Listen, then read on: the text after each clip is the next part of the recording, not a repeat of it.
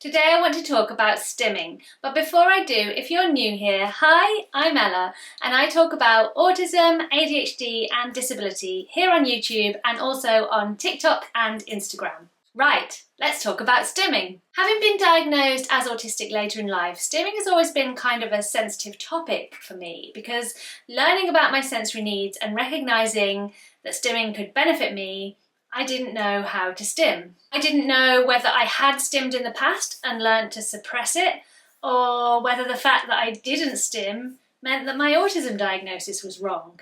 If I didn't stim, was I really autistic? I don't have a particularly strong memory of my childhood and teenage years.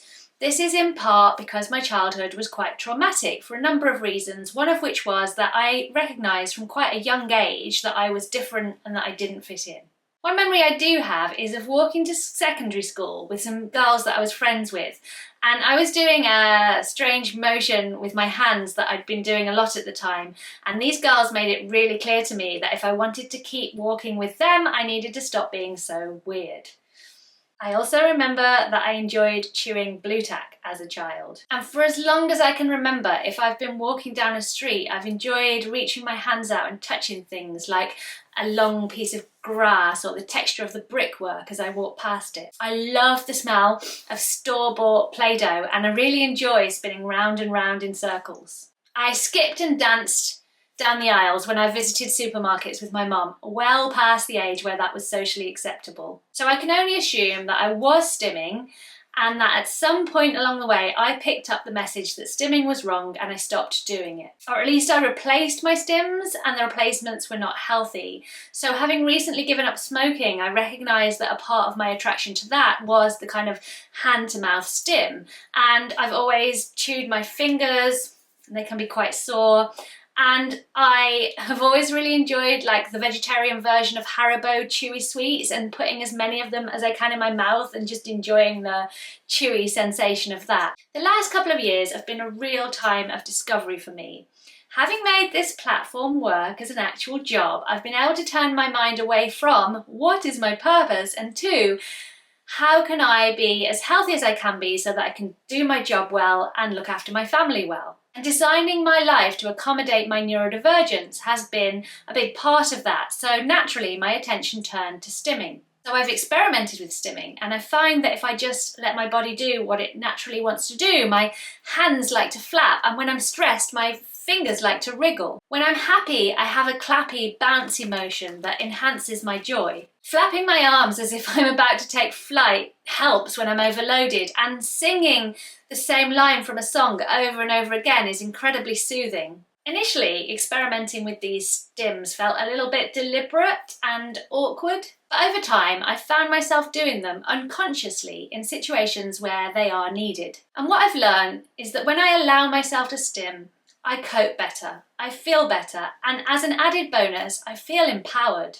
I am autistic, I need to stim, and I'm not going to let anyone's negative or judgmental attitudes take that away from me. So, what is stimming? First of all, stimming isn't exclusive to autism. Most people stim most days. So things like hair twiddling, pen clicking, or knee bouncing are typical everyday stims. Smaller, more mainstream stims are so common that most people barely even notice them. But autistic stimming can be more unusual, and for that reason it tends to draw more attention and judgment. One section of the diagnostic criteria for autism talks about repetitive behaviours. This covers things like enjoying doing the same thing over and over again, but it also includes stimming. It's a self-regulatory action, of which there are many types, that helps an autistic person cope in the world.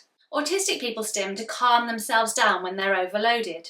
We stim when we're happy, to express and enhance that happiness. Stimming can be a form of sensory seeking, and it can help us cope with overload and anxiety and big emotions. There are many ways that we can stim.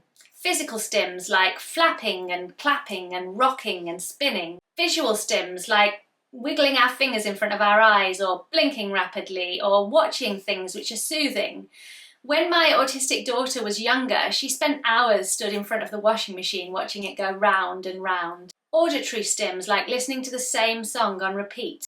echolalia, which is repeating the same words or sounds over and over, which can be soothing from an auditory perspective, but also can be enjoyable from the way that the words feel in our mouths. And taste or smell stims, like my blue tack chewing and Play-Doh sniffing. Stimming comes naturally to many autistic people, particularly those who have been diagnosed younger or never been discouraged from stimming. My children's stimming is a source of great joy for me because I recognise that they have always been free to do this thing which comes so naturally to them. So what about those of us who were diagnosed later, who have suppressed our stims and maybe even forgotten how to stim? When I started learning to stim, I needed to be somewhere that I felt really safe. So this tended to be on my own, and I'd put on some of my favourite music and just relax and let my body do what it wanted to do. Initially, this felt a little bit deliberate or awkward, but in time I noticed that after I'd done it, I felt better and less overloaded. So I decided to try letting myself do these movements when I was outside of the house. The first time that this happened, I'd been dealing with a really stressful situation in a shop and I felt really bad. So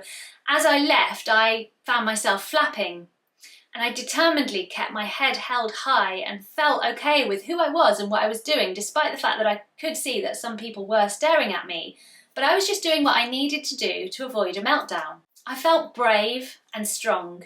Over time, that kind of stimming, as a response to stress, started to occur more often and more naturally. Sometimes it feels a little bit awkward, like last weekend I was visiting a supermarket with some friends, and as we got into the supermarket, it was a Saturday, so it was really busy and loud, and I found myself flapping, and then I realised I was with friends, and I was worried that they would judge me because they'd been in a supermarket with me before and I clearly hadn't needed to flap then. But I explained to them what was going on, and I really needn't have worried because my friends were kind and they didn't judge me at all. So I'm sure in time my friends and my family will adjust and stimming won't feel so awkward around them. I've also experimented with stim toys. My favourite is this purple springy thing that I picked up at a conference. I don't know what I'll do if I ever lose it. And I also really enjoy this lavender scented Play-Doh that I picked up. But to be honest, stim toys don't really work that well for me because I buy them, put them somewhere in my house, forget that they exist and forget to use them. Perhaps that's an ADHD thing. I've also realised that I sing to stim. I love singing, I always have, and I've noticed that when I sing, I feel better regulated. Sometimes I'll sing the same line from a song over and over. It's really satisfying. Another thing that I've noticed is that stimming helps me to concentrate. If I'm trying to listen to someone speak, I'm more likely to absorb what they're saying to me if I'm allowed to move around and fidget. And if I have to deal with a phone conversation, I can cope with it much better if I pace around as I'm on the phone. So I've identified the times when stimming is useful and I'm learning how to stim. This feels like progress.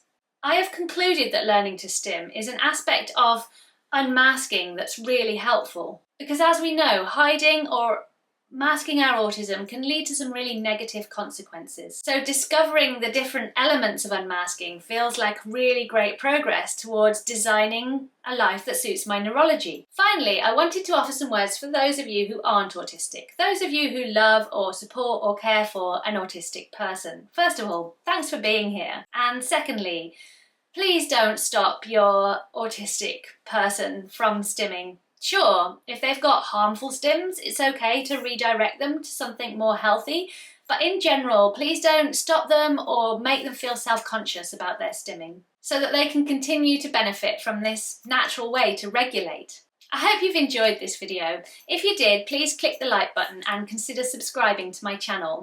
And if you'd like to support me as a creator so that I can keep working hard and making these videos, then there's a link to my link tree at the top of my channel, and this has all the different ways that you can support me, some of which are regular and some of which are more one-offs. And I also did add an Amazon wish list because people were asking me if I had a PO box where they could send stuff, and to be honest, PO boxes are like really expensive.